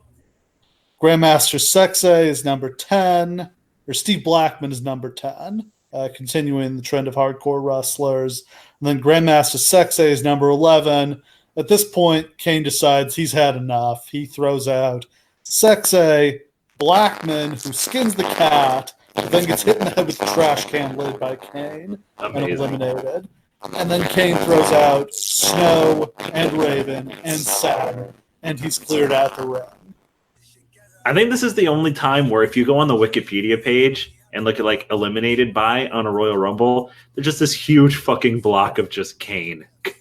Kane, all in a row. Yep. And then who could possibly enter number 12 to take on Kane? Well, it's the Honky Tonk Man. Oh my God, it's the Honky Tonk Man. Again, who could have possibly been better here? And you would never in a million years think that the fucking Honky Tonk Man was going to come back to public eye for 5 years, right? Yeah, if not I think longer. He may have showed up in the 98 Rumble as a surprise entrant, but that was a total one-off. Yeah, he hasn't been on national wrestling TV since the mid-90s. And he looks pretty good. Yeah, no, I think he still wrestles today. He's kept himself in shape over the years. By not doing any bumps, yes. Yeah, that helps. This is clearly a moment to give Kane a chance to catch his breath and rest, because he's got a long ways to go. Also, Lawler is so enthusiastic by Honky showing up, which is hilarious because these guys do not like each other. They hate each other. I know Honky hates Lawler. I've never really heard Lawler talk about Honky. Well, you don't really have to hate the other person if you're the guy who's on top. You know what I mean? Yeah, exactly. But yeah, if you ever heard Honky's shoot interviews, he very much despises Jerry Lawler. And I recommend all of Honky Tonk Man's shoot interviews because they are bitter and crazy. Yeah. So Honky gets in the ring, gets on the mic, tells Kane he's going to perform. They put his music back on. He starts singing it. Lawler sings the backup on commentary. And then Kane grabs Honky's guitar and nails him with it, and it just explodes into a million pieces. And there are so many reasons why this is really Kane's night. Like, this is the best night of Kane's career. I think anybody would agree. Yeah. And, like, this is one of those things where, like, so many chair shots look like crap. This one looks like $1 million. And then Honky takes an awesome bump as he gets eliminated. Yeah. He's the going only for bump it. of this guy's career. Ring cleared out again. Who's going to come take on this monster? And Number 13. Yeah, we've talked before about how when a monster clears the ring, when it's time for the real challenger to come, it's so important that you pick the right guy.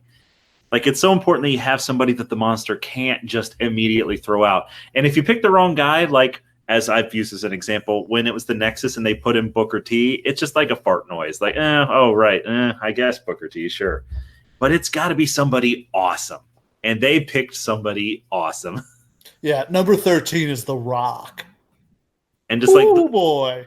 And like, it's not like The Rock and Kane have any sort of feud going on, but when like it's The Rock, fans start buzzing. They're like, "Oh shit, here we go!" And I love having a megastar come in this early in the match because it means he's going to get to work with so many people. Yeah, people you never see The Rock with ever. Yeah, usually your big stars come in 23 or later, unless they're coming in at the very beginning, like number 1 or number 2, and running the gauntlet. Yeah.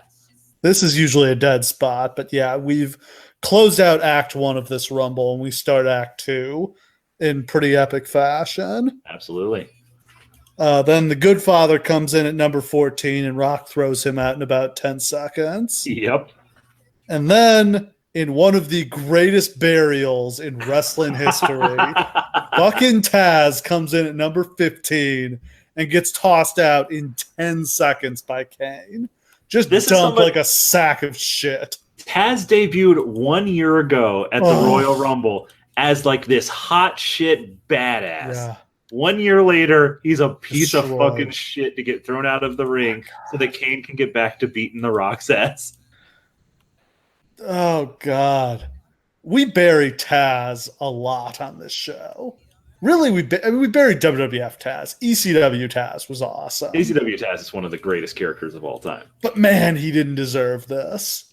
I mean, but it's so funny. Man, WWF Taz was garbage, especially once he stopped wearing the singlet and started wearing the janitor's uniform. Yes. Like, what a jobber. Yeah, exactly.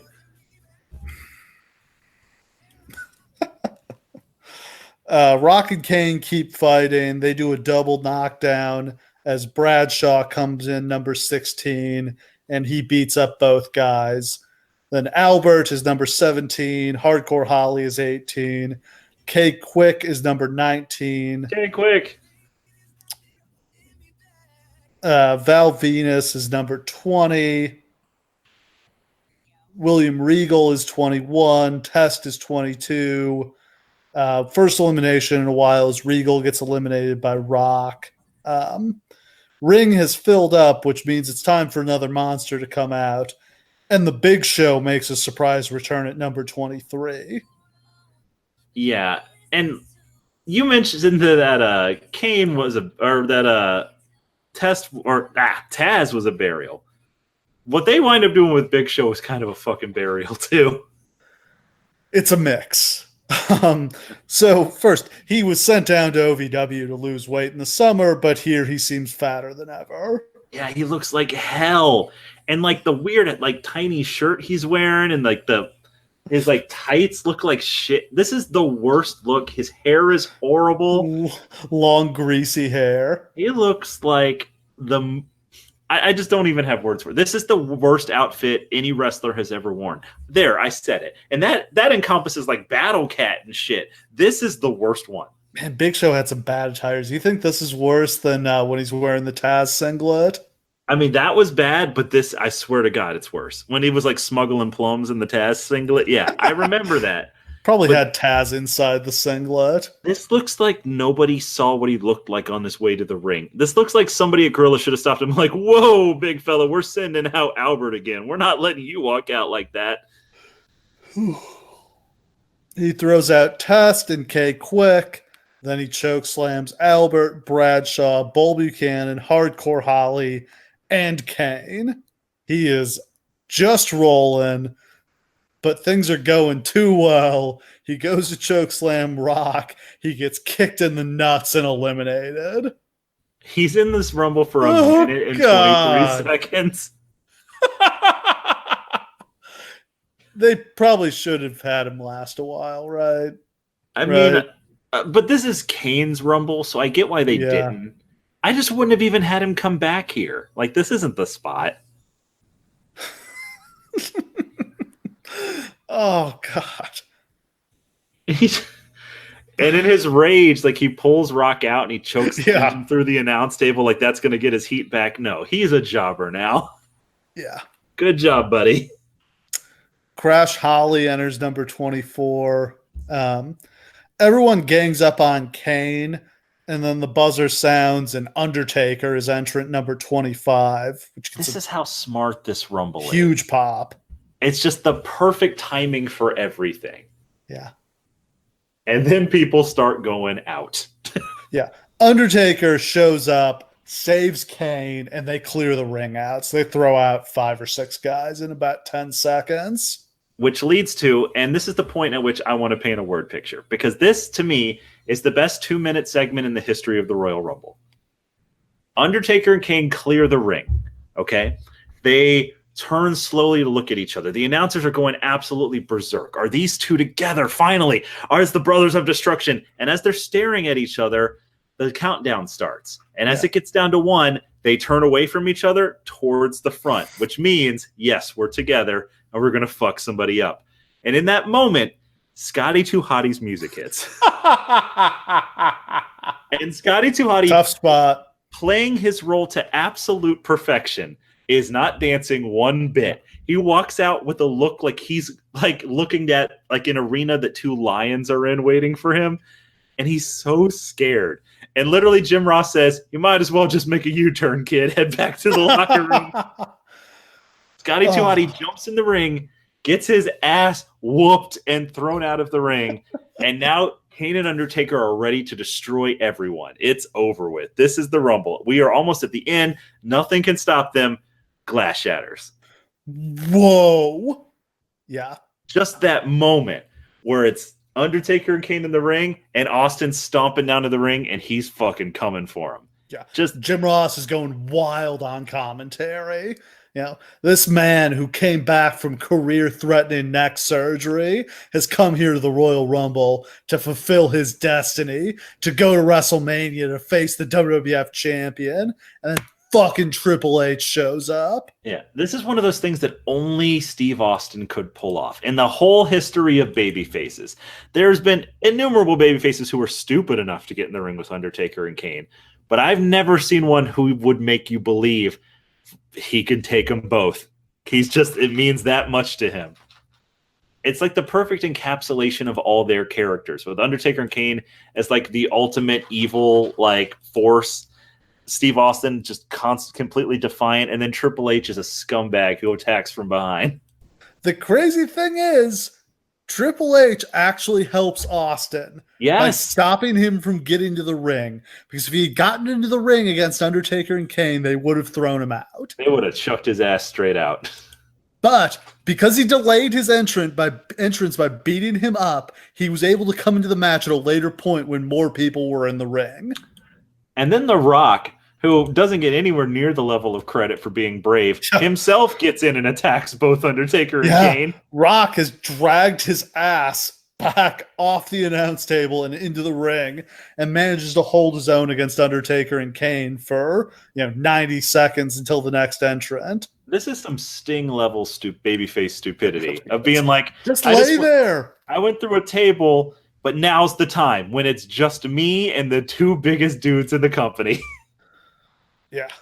But who comes to his rescue? Oh, God. That. Yeah. Billy Gunn. Oh my God. Look at all he's got. Look at all I've got. It's enough to make a blind man see. Everything you wish you had. But God gave it all to me. We just sang this whole theme song. Oh, God. It's so shit. Oh, my God. The one Billy Gunn. What a shit gimmick.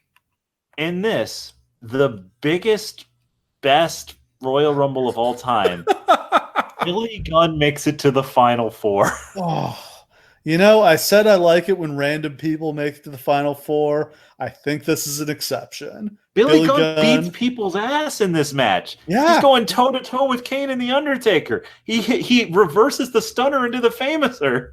Yeah. It's very weird. What the fuck?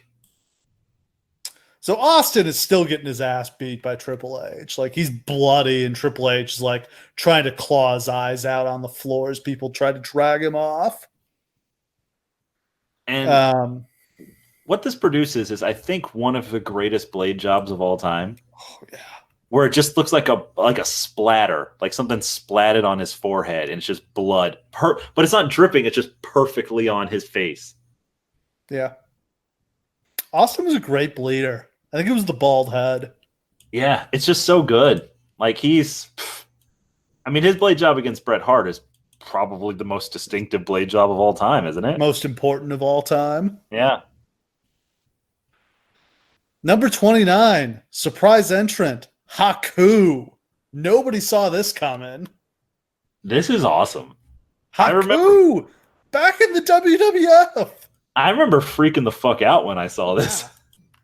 So, of course, he's been in WCW for years at this point, as Ming. He's also the WCW Hardcore Champion, but I doubt there was any consideration to any shenanigans with that belt. Yeah, well, that could have led to that dream Crash Holly versus Ming match that we've all wanted for so long. I really hope, like, Haku was like, well, I got the belt. Do you want me to bring it? And they're like, no, fuck that. Who cares? That's where the Monday Night Wars are at this point. Yeah. Who gives a shit? They signed a champion. They couldn't care any less about that. Oh, man. But yeah, Haku, what a badass. He looks awesome here, too, with the giant afro. Pairing him and Rikishi up was kind of a good idea that could have worked. Yeah, I think Rikishi gets hurt right after this. Yeah, it just gets lost in the shuffle. It's not mind of being important. I think they were planning on Rikishi and Haku against Undertaker and Kane at WrestleMania. I would have to guess, yeah. They were building to that. And then plans changed.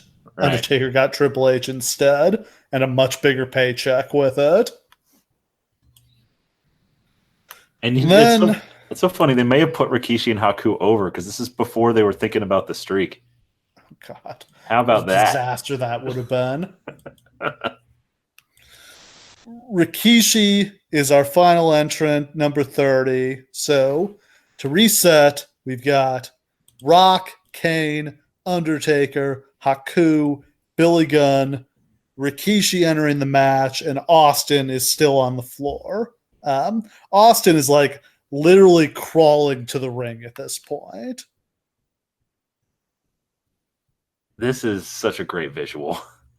Rikishi decides to take some liberties with Austin on the floor, and that brings Austin to life. Austin fires up and starts kicking the shit out of Rikishi.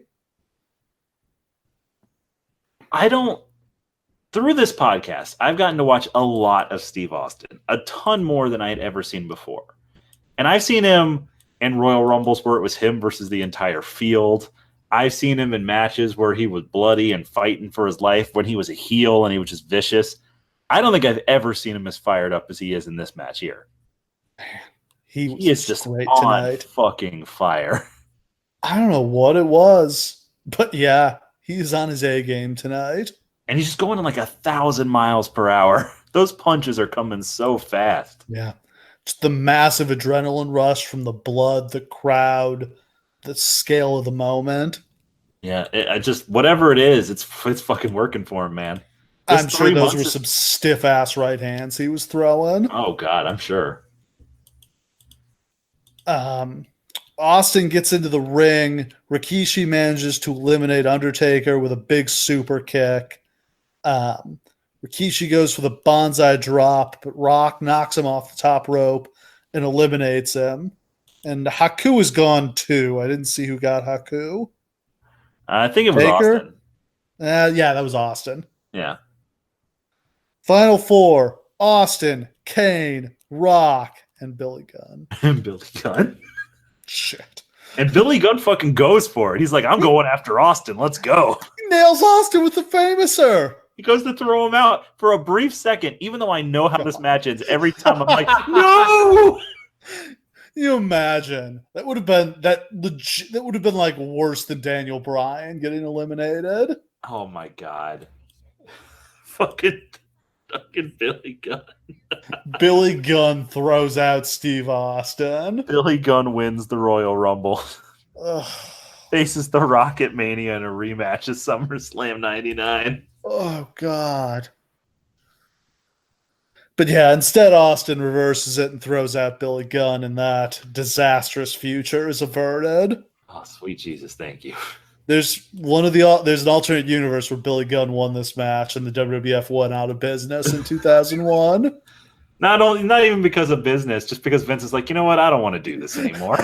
I can't run a Billy Gunn company. This is not working. Austin stuns Rock, but Rock pops back up almost immediately with a rock bottom. Rock throws Kane through the rope, so he's on the floor, but he's still in the match. Austin and Rock go at it.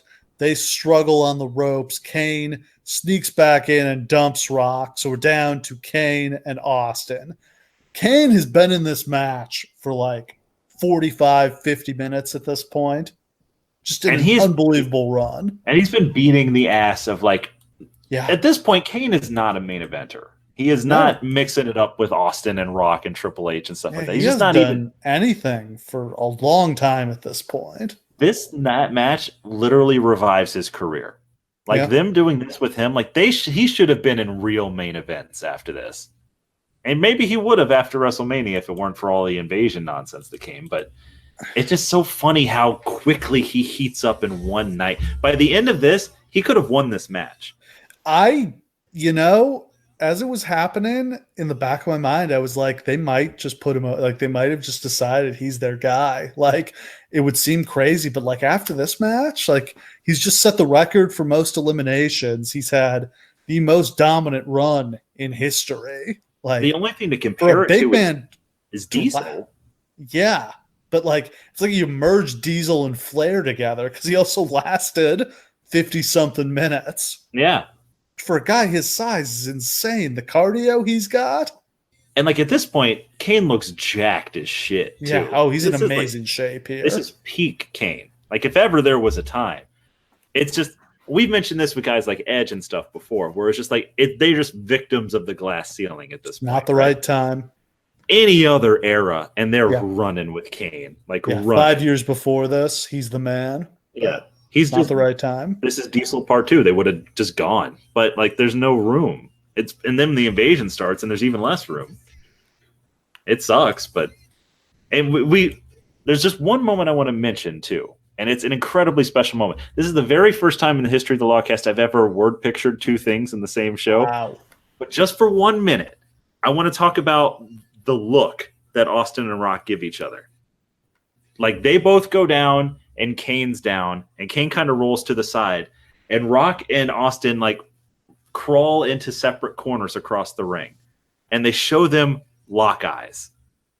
And like Austin's all bloody and Rock is all sweaty and fucked up because he's been in the match for forever. And slowly they drag themselves up to the top rope. Just never, like they just continually locked eyes the entire time. And the crowd just rises like little by little. And by the time they reach their feet, the fans are on fire for this. And then they just walk to the center of the ring together and just start throwing hands. And it's an explosion. It is, without question, the most chemistry any two people have ever had without having sex. I would feel confident saying. I mean, just a dynamite combination. Like, Just like it took so little. Just the looking at each looks, other, man, and like the small touch to like drag themselves slowly to their feet to make the fans wait for it. It's just like these are two kings at the top of their gang, man. Yeah. So Kane's got Austin down. Austin gets a low blow. Kane goes to the floor, brings a chair into the ring. He goes for a tombstone, but Austin slips out and hits a stunner. Austin grabs the chair. He hits one big chair shot, two big chair shots, a third big chair shot, and a huge clothesline that sends Kane over the top rope and eliminates him as Austin wins the Royal Rumble. And I really like that I don't like that these were like 3 unprotected headshots in a row, but they really protect Kane here. He looks like such a beast here. This may be the most it's ever taken anyone to get thrown out of the Royal Rumble. And Austin's the one who has to do it to him. Yeah. He looks like a king. The only thing I can think of that compares is Benoit and Big Show at the end of the 04 Rumble. Right. Where he got him with the diving headbutt and then like guillotined him on the top rope, and just like that slow, it took him like 30 seconds to leverage him over the top rope and out of the ring. Right. But yeah, I mean, Kane comes up short, but can't take anything away from him. Yeah. Still probably the greatest performance in Rumble history. Oh, I think so. It wound up like coloring the entire rest of his career too, because every Rumble season it would come around and be like, well, this is Kane. Kane's in the Rumble. He's going to throw out 30 people. Yeah. I mean, Reigns surpassed the elimination number, but it was in a much shorter time period. He wasn't in the match for almost an hour like Kane was. I wish very much that Kane had like some sort of record. Like for a minute. I believe he has the record for most eliminations, doesn't he? He did, but Shawn Michaels beat him, I think. Unless he took it back. He has to have taken it back. He's still been in the company for years after Shawn. I'm not sure. I'd have to look at it. Let's look that up right now. Maybe he hasn't been in the Rumble in recent years, though, is the thing.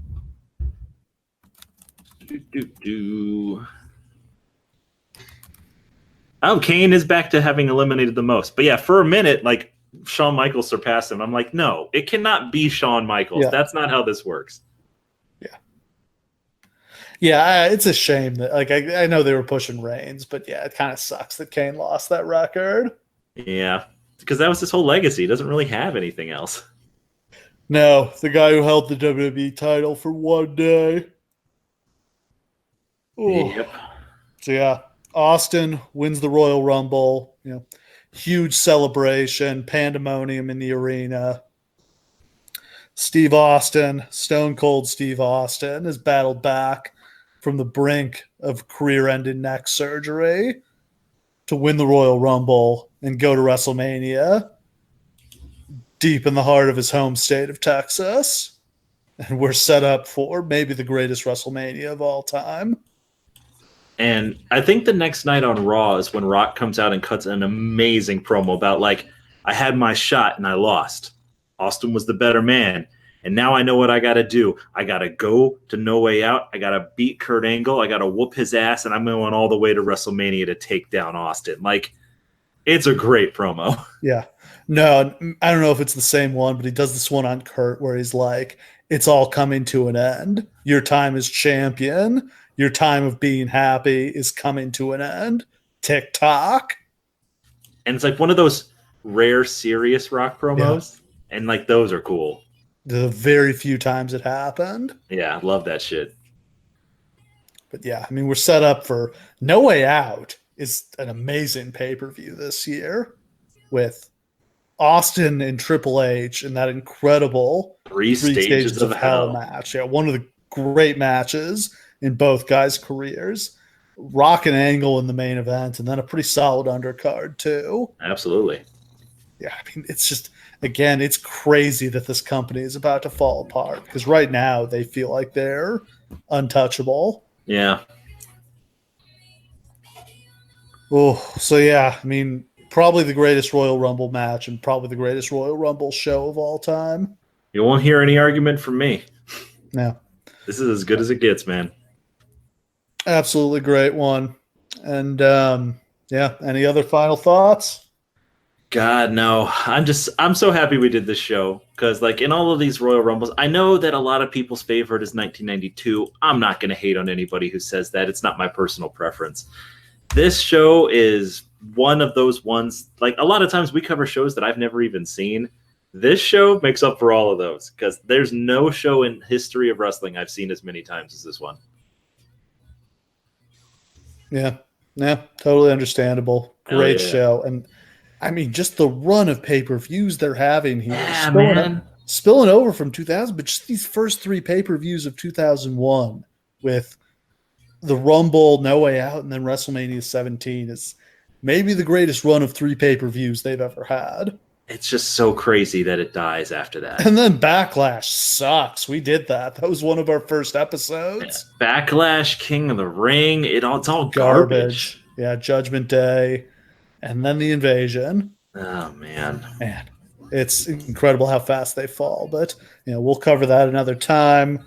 Thank you for listening. We'll catch you again next time.